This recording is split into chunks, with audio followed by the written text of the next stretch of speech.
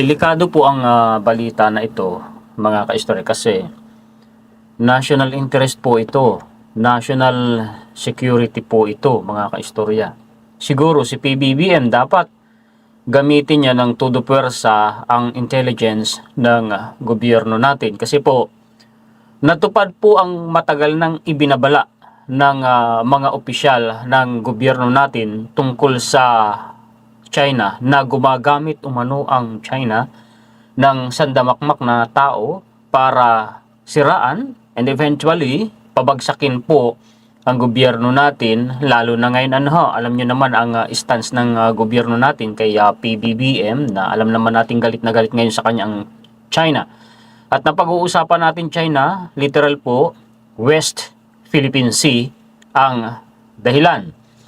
Noon pong kalagitnaan ng taon ng 2025 ay nagbabala ang isang senador tungkol dyan, at literal, mga kaistorya, binanggit niya ang ginagawa po ng Chinese Embassy Manila. At mga unang buwan naman po ng 2024, February, mga kaistorya, nagbabala rin ang isang opisyal ng gobyerno natin na dadagsain tayo ng mga ginagamit na tao ng China. Bayaran. Literal, bayaran, mga kaistorya. Sa pagre-research ko, mga kaistorya, akala ko yung warning ng opisyal ng gobyerno natin na yun ay simpleng terminong dagsa lang na yung tinatawag na mga modern makapili. Pero sa pagre-research ko, mga kaistorya, isipin po ninyo kung gaano kalakas yung puwersa nila online.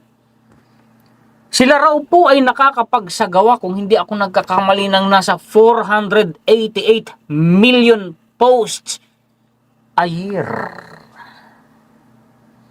Sa panahon ngayon, mga kaistorya, actually matagal nang ginagawa ng China. Nakafocus sila ngayon kasi sa Pilipinas Gumagamit at nagre-recruit po sila ng mga spy.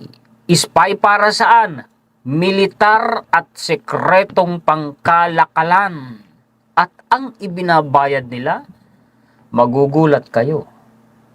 Kung i-compute natin sa palitan ng peso kontra dolyar ngayon, umaabot ng nasa 41 million pesos na signing bonus pa lamang, at binibilhan pa nila ng bahay. Yung mga na-recruit nila. At ang mga nire-recruit nila, mga scholars, mga scientists, at maging mga estudyante. Yung mga nire-recruit nila, hindi lang mga Chinese national, kundi mga non-Chinese.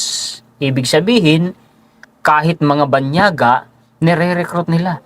At dito sa Pilipinas, literal, nagre-recruit sila. Isang senador na naman ang nagbulgar sa mga recruit na bayarang mga Pilipino nitong China.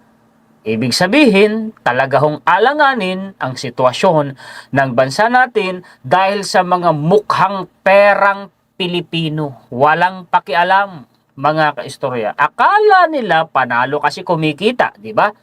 Di nila alam, oras na magtagumpay ang China, damay sila, pati mga mahal nila sa buhay. Yan po ang pag-uusapan natin ngayon, mga kaistorya. Paki-share po at paki-like para malaman po ng ating mga kababayan. Ito, bulgar na, umalingasaw ang baho ng China. Sabi ni Senator Kiko Pangilinan, biglang nagkalat ngayon ang mga Pilipinong bayaran ng China sa SUCMED matapos ang talumpati natin sa Senado kontra sa pambabastos ng China. Ngayon nyo lang po ba nalaman yan? 2024 pa po, nag-warning na ang opisyal ng gobyerno natin na dadagsain tayo ng mga China trolls na mga Pinoy. Natupad, mga kaistorya. Tiba, tumatanggap ng tupad sa China troll farms. Alam na this. China tupad para sa trolls. Traidor at umuupak sa Pilipinas. Ayuda. Down payment. Sabi ni Commodore J. Tariela noon, itong China, talagang nagbabayad yan. May mga binabayarang, mga influencers pa nga, binanggit niya Naku, tayo dyan. Hindi lang basta trolls. Pati yung mga influencers, pag sinabi mong mga influencers, Mga vloggers, binabayaran din ng China. Aray, ang sakit, ano ho? Mga kaistorya, kapwa natin Pilipino, kalaban natin, kakampi po mga kaistorya ng China. Saklap naman, oo. Talagang nasa dugo na yata ng ilang Pilipino natin, ano ho? Kapwa natin Pilipino, yung pagiging makapili, mga may suot na bayong. Abay, ngayon mga kaistorya, modern world tayo, wala nang suot na bayong, nasa social media na po. Baka nga yung iba, nasa politika pa. Saklap, ano ho? Mga kaistorya. Actually, totoo yan. Taong 2024, nabalita po, Filipino influencers, troll farms, top for pro-China narratives. Study, kita mo, nabalita na, ano ha, 2024 pa lang, mga kaistorya. Mga vloggers yan, na Pilipino. Kakutsaba ng China. May troll farms pa sila. Diba? Ang sabi dito, the Chinese government is recruiting Filipino social media influencers and troll farms. Kita ninyo, totoo pala talaga, ano ho, mga kaistorya. 2. Push polished narratives that favor Beijing. Kita ninyo, sila yung tagapagsulong ng mga kabulastugan na naratibo ng China. Sila yung tagapagtanggol, sila yung bibig ng China. According to a recently published study with as many as, 10,000 fake accounts found to be spreading pro-China narratives. 10,000 daw po, mga kaistor, sabi po ni Philippine Star Global. Pahina pa kayo sa binalita nyo. Ako na-research ko. Daan-daang milyon. Nako, mahina pa kayo sa local news dito sa Pilipinas. Palibhasa, broad research po tayo mga kaistoryan ho. Alam nyo naman sa mga solid kaistorya natin, yung mga matagal nang sumusubaybay sa atin, ano ho. Bago pa pinagbabalita yan ng local mainstream natin, matagal ko na pong ginagawa ng content yan. Alam nyo yan, di ba mga kaistorya? Ito pa. Senate inquiry brings up China-funded troll farm. So, totoo talaga, mga kaistorya. April 2025, mga kaistorya, ang balita. Anong sabi rito? Wait nga, isagad ko nga itong aking reference. Parang may natira pang espasyo Ganyan na lang, ano ho. Basahin natin sa ibaba. Ito si dating Senador Tolentino. Senate Majority Leader Francis Tolentino said on Thursday that China, through its embassy in Manila. Halaka, Chinese Embassy Manila. Kayo pala yan. Kayo pala yan. Tapos ngayon, di ba? Yung ambassador ng China. Di ba? Sinong nakakaalala pa po sa inyo ng balitang ito? Ako, sinubaybayan ko ito noon, mga kaistorya. Allegedly paid for a troll farm under a contract. Naku, may kontrata pa. May kinontrata pa po mga kaistoryang private company na siyang humahawak doon sa troll farms. Aray. Saklap. Ang binanggit niya dito mga kaistorya, ang sabi kasi dito, during the third hearing called by the Senate Committee on Philippine Maritime and Admiralty Zones, which he heads, Tolentino said a service agreement between Chinese Embassy and Infinitos Marketing Solutions Incorporated in August 2023 included the provisions of keyboard warriors that will play a vital role in the overall effectiveness of the issue management project. Grabe, no? Talaga itong may kabulastugan pala itong Chinese Embassy Manila. Ang sabi, he said, Infinitos was allegedly kinontrata ng Chinese Embassy Manila para magbakalat ng pro-Beijing narratives at mga fake news campaigns na ang tinatarget, lawmakers, mga mambabatas. Hindi na pala bago yun. Hindi ba Chinese Embassy Manila ngayon target niya mga opisyal ng gobyerno, pati mga senador dinadali niya. Pati mga congressman natin. Diba? Diba, mga kaistorya? Ang sabi, this is not a simple contract. He said, this contract and payment mean the destruction of the dignity of the... Hindi lang dignity. bansa talaga natin. Kumusta nga po palang audio natin kasi binago ko pa yung setting po nitong Bluetooth microphone ko, itong wireless microphone ko. Okay lang po ba ang dating kasi di ba yung mga nakaraan kong vlog medyo parang may hangin ng na maririnig kayo sa background. Kumusta po ngayon? Paki-comment po mga ka-istorya. Anyway, tuloy po tayo Ang sabi dito mga ka-istorya, Tolentino said, the social media army. Kita ninyo? May army sila sa social media, mga trolls. Accounts allegedly created by Infinitus for the Chinese embassy included 330 Facebook and 30X accounts. Mahina pa yan. Hindi pa yan. Mas mahina pa itong research na ito ni Senator Tolentino. Mahina pa yan. Okay, loud and clear naman pala. Salamat po mga kaistoryan kung ganon. Eto na target nila si PBBM, itong troll farms ng China. Chinese Embassy Manila. si former Senator Tolentino ang may sabi niyan Target nila si PBBM. Ingat po kayo PBBM, humanda kayo. Lalo na ngayon, mas pinatindi po yan ng China. Like father, like son. One troll, kita ninyo, troll. Comments cited by Tolentino recalled that Mr. Marcos' father was a dictator, insinuating that the president himself could someday become one because as the saying goes, the fruit does not fall from the tree like father, like son. Teka lang, parang pareho ng naratibo ni Harry Roque yan na magiging diktador din daw po si PBBM mapapaisip ka di ba?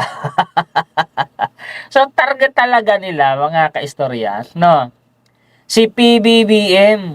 Ano daw po ang dahilan? Bakit tinatarget nila si PBBM? According to the senator, another troll posted that China had a right to oppose the new law, yung maritime zone law, na pinirma ni PBBM. Because it runs counter its territorial. No, yun pala territorial. So, alin yan? Yung West Philippine Sea. Diba? Mga kaistorya? Okay. Hindi na bago ito. Why? Matagal nang nag-warning si Commodore J. Tariela. Tingnan ninyo, 2024 pa. Sabi niya, expect more pro-China trolls, say Philippine Coast Guard official. Ang sabi dito, expect more of them to come out of the woodwork. An official of the Philippine Coast Guard warned of an increase in social media trolls and pro-China influencers. Yung mga pro-China dyan, kilala nyo yung mga yan, mga kaistorya ko.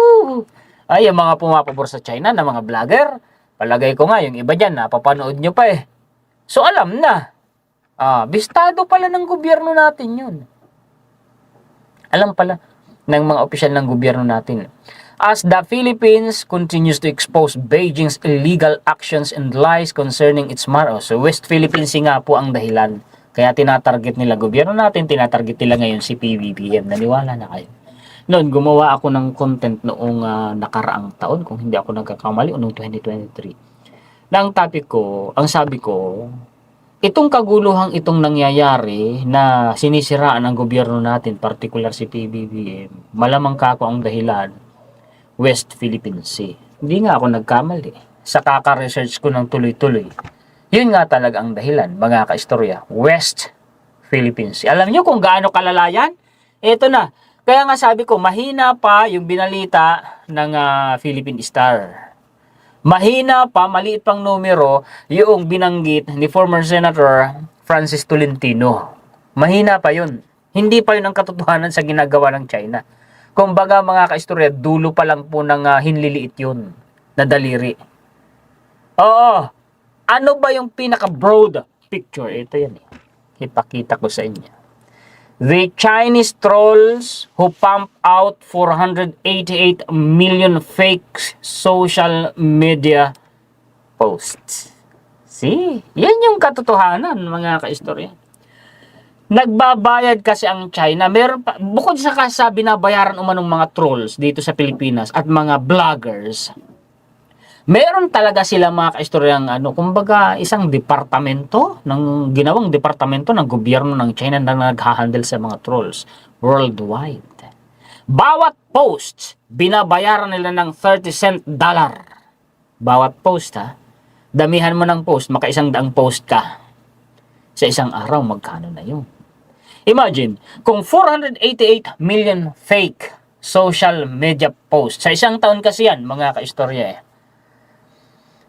i-divide mo yan into 365. Kasi di ba 365 days ang isang taon? Pumapatak po yan, mga kaistorya, round off na ha. 1.4 million posts a day. Grabe no? Sa isang araw, 1.4 million posts a day. Ganyan po yan kalala, ganyan yan katalamak yung ginagawa ng China. Grabe no, tindi pala no ho. Ayan no, China file, yan yung source natin. Hindi naman po tayo kung saan-saan kumukuha ng mga references, mga kaistorya. Oo, kaya po sila tinawag na 50 centers kasi binabayaran sila per post, 50 cent dollar po yan mga kaistorya. Tindi, nakakalula no. Kaya hindi nakakapagtaka na ang Pilipinas, ginagawa nila din dito yan. Yung mga post na yan na fake, yung mga trolls na yan, yung mga vloggers na yan. Ang sabi kasi, China's disinformation campaign in the Philippines. Ang sabi, the diplomat ito ha, ginamit ko na ito minsan sa mga references ko, dun sa may nagre-reklamo na nakikita ulit yung mga ginamit kong references sa mga nakaraan kong vlog. Kasi po, kailangan Kasi related article ang sabi, the Philippines has been the perfect target for Chinese political interference. Politika pala ang dahilan. Kaya ginagawa nila yan dito sa Pilipinas, mga kaistorya. Politika po pala ang dahilan. Naniniwala na kayo sa mga sinasabi ko, mga kaistorya? Wait lang, ilagay ko nga ito para mas malapit po sa bibig ko. Pasensya na makita ninyo didi ko dyan. Ang sabi ito, basahin ko ulit ng pahapyaw lang ha, mga kaistorya. Huwag na, ipaliwanag ko na lang. Ano ang dahilan nito? Bakit nakikialam sa sistema, usapin, politika ang China dito sa Pilipinas? Bakit sila nagpapakalat ng mga fake news at disinformation dito sa Pilipinas at gumagamit pa ng troll farms at mga vloggers, mga social media influencers?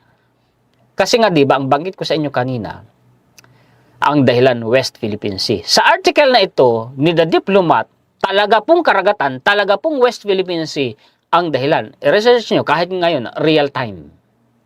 Ito lang title. Research nyo sa Google, lilitaw yan. Tinatawag po nila yan, mga kaistorya, na Operation Naval Gazing.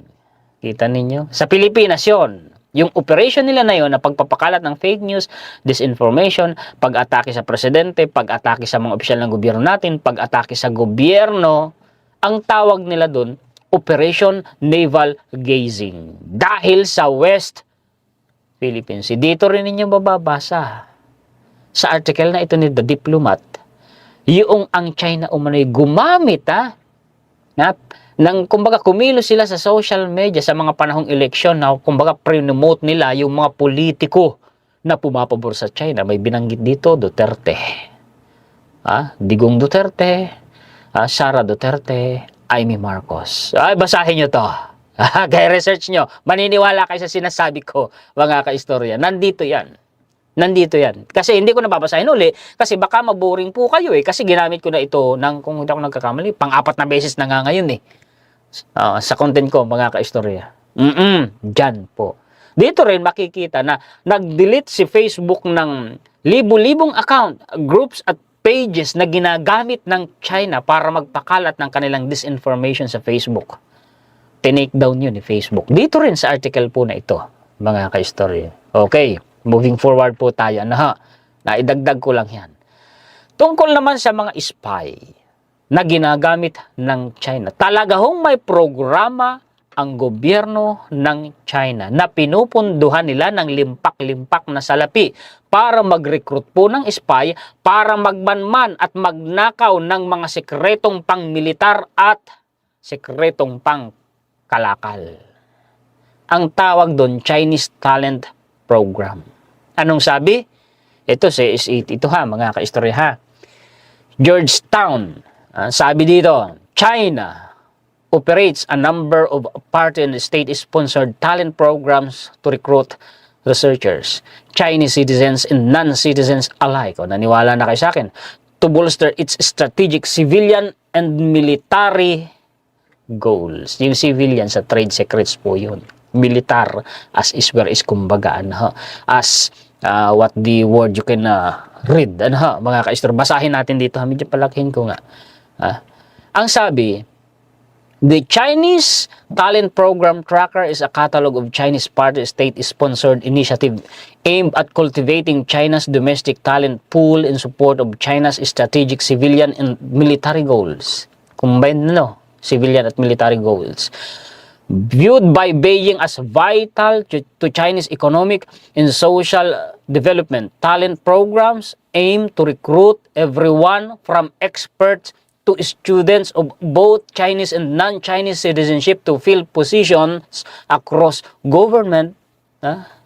Itinatanim nila yung spy nila, na-recruit nila sa mga ahensya ng gobyerno, sa mga industry, mga kumpanya, mga factory, siguro defense.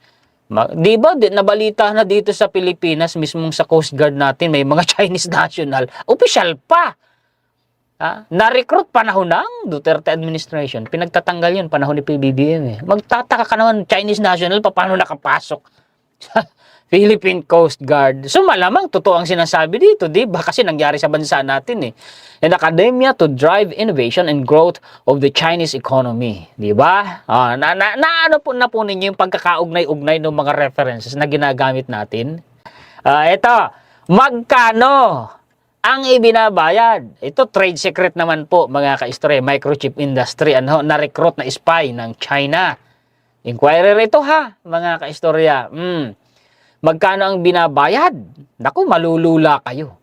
The revamp recruitment drive reported in detail by Reuters for the first time. So, ang reference dito, ni Inquirer, yung source ng balita niya si Reuters. So, legit na balita, offers perks including home purchase, binibilhan pa ng bahay, subsidies, home purchase subsidies, at meron pang signing bonus na nagkakahalaga ng 3 to 5 million yuan or 420,000 to 700,000 dollars. Nakita niyo? I-convert nyo to, mga ka-istorya, papatakbo ito ng 41 million pesos. Signing bonus pa lang yan, May bahay pa, binibilang pa ng bahay. Puwera pa yung sweldo niyan monthly.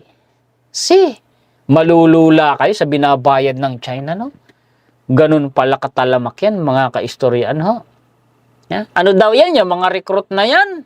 Maaring mga eksperto daw yan, maaring mga scientist, maaring mga scholars, maaring ding mga estudyante, maaring mga Chinese, maaring ding hindi mga Chinese. Yun ang sabi, mga ka-istorya. Oo, ganun yang katindi at minsan ko na rin itong nagamit. Talagang ang China gumagamit ng army of spies. Nahintakutan nga ang Germany. Kasi sa kanila, ang ginamit na spies, mga estudyante. Nagkaroon po ng massive influx of Chinese students. Dumagsa ang estudyanteng Chinese sa kanila. Di ba't nabalita rin dito sa Pilipinas? Nagkaroon din ng influx of Chinese students. Dumagsa din dito sa Pilipinas. Ewan ko kung anong nangyari. Imbestigahan na naman daw ng otoridad. Wala naman daw ganito. Paano tayo maniniwala niya? Maging sa gobyerno pala mga ka-istor, naglalagay ng tik-tik ang China. Sabi dun sa mga reference na ginamit natin, oo, mga ka-istorya. Itong mga, hindi ko na ito babasahin isa-isa kasi nakakaboring. Ginamit ko na ito dati. Ipapaliwanag ko na lang. Nagpapadala ng scholar, mga estudyante, na scholar ng China. Ibig sabihin, scholar ay yung pinupunduhan nila, ginagastusan nila yung pag-aaral ng mga estudyante sa iba't ibang bansa, kagaya sa Germany. Maging sa Amerika din naman. Maging dito rin sa Pilipinas yan. Merong ganyan. Minomonitor yun ng China, yung mga estudyante na yun. Nag-i-spy pala yun sa China. Para sa China, mga ka-istorya.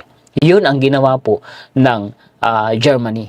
At tinigil ng Germany yung partnership ng scholarship ng China at ng Germany dahil nga dyan, mga ka-istorya, sa panganib umano ng pagtitik-tik, pag-i-spy. Tika lang, parang, di ba meron tayo mga ka-istorya nga scholar na Pinoy na nasa China? Diba? Na ngayon mga kaistorya, nagsusulong din ang mga naratibo ng China. Diba? Diba?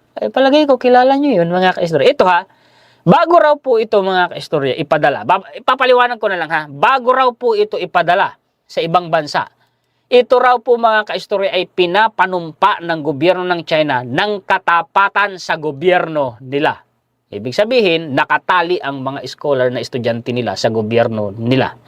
Kailangan, itong estudyante na ito, regular na magre-report sa gobyerno ng China. At kailangan magtatrabaho din sila pag nakatapos na sila sa gobyerno ng China.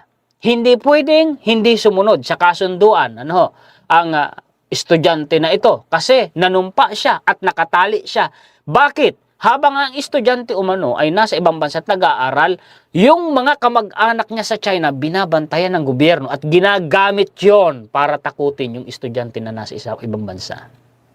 Yeah, ganun po yun. Sabi rito ha, Eurasian po ito, mga kaistorya.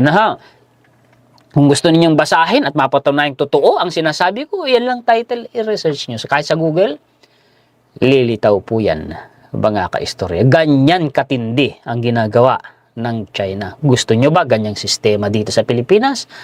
Yung mga pro-China dyan, akala nyo magkakaroon pa kayo ng kalayaan?